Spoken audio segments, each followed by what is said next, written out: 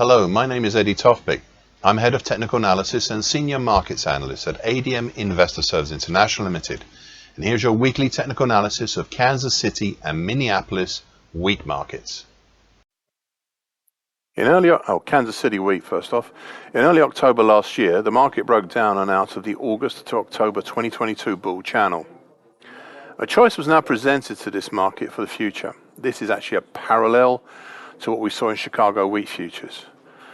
Now, much like Chicago wheat, though it's not a complete duplicate, this market had two avenues. The market chose what I described in my commentary some weeks ago, and I quote, the straightforward move down with potential targets for the break of the bull channel. Thus, we had a primary target X down in the 903 zone, whilst the secondary hard to reach target X1 is way down below in the 759 zone, end of quote.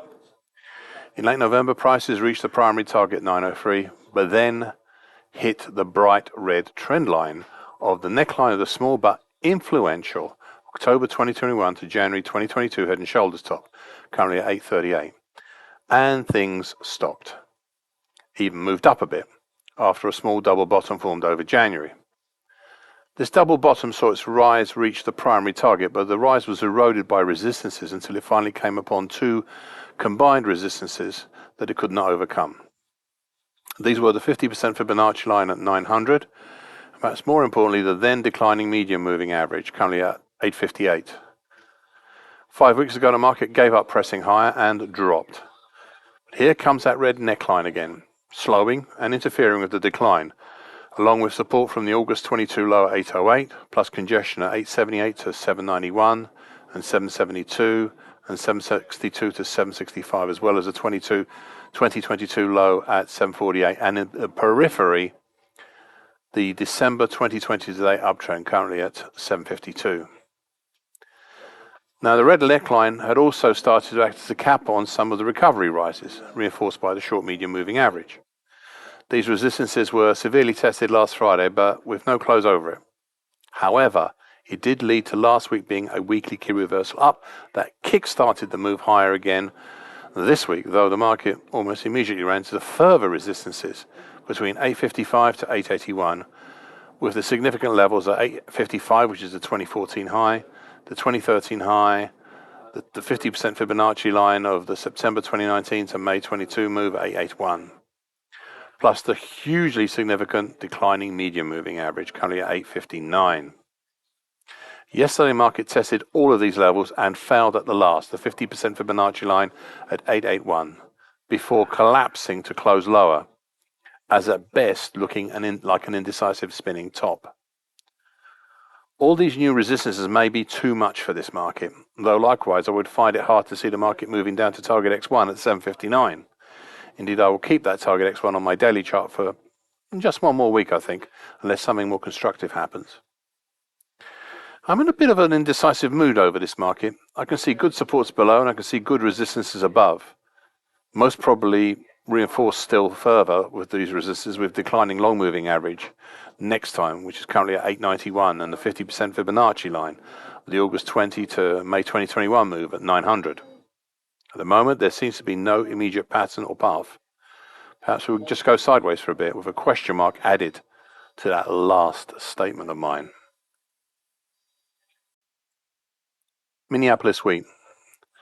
In late January, prices punched up and out of the upper bear channel line, currently at 843. That's of a bear channel constructed since October of last year. You can see this bear channel highlighted in bright red on my daily chart. The upper bear channel line had entwined about it during December the declining short medium moving average, currently 886, but by late January these two had parted their ways, and thus individually they were weaker as resistances. However, 6 weeks ago, we received the first glimmer of a new potential bearish pressure. We first saw how the medium moving average, currently 905, had capped the market over the week of the 13th to the 17th of February. And then the following Monday, the 21st, we saw the start of a move lower, with a combined key reversal down and bearish engulfing pattern.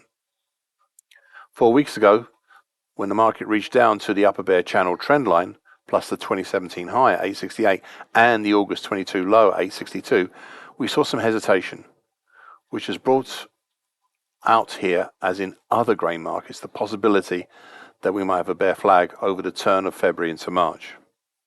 This has a potential target X below in the 810 zone. And 3 weeks ago, we came so awfully close to reaching it. Prices dropped down to finally fill in the old gap at 817 to 817.5, dating from July 2021. And a gap that elsewhere in grains we had seen still left open. Now, this gap ahead of that target X triggered a reactionary move back up, with prices punching up and out once more out of the broken bear channel. There is no weekly reversal here, but prices have pushed up through the August 2022 low at 862 and the 2017 high 868. We even saw a spike higher through the short medium moving average, currently 886 yesterday. But this was when the first doubt about this rally entered the market, as the spike higher turned into an indecisive doji cross with a very long tongue on it. Perhaps, just perhaps, we need to realign to a shallower bearish angle, the bear channel, or it may be that we are getting caught in between strong support just ahead of target X below 810 and the overhead short medium and medium moving averages, currently 886 and 905 respectively. At the moment, the way ahead is not as clear as it once was.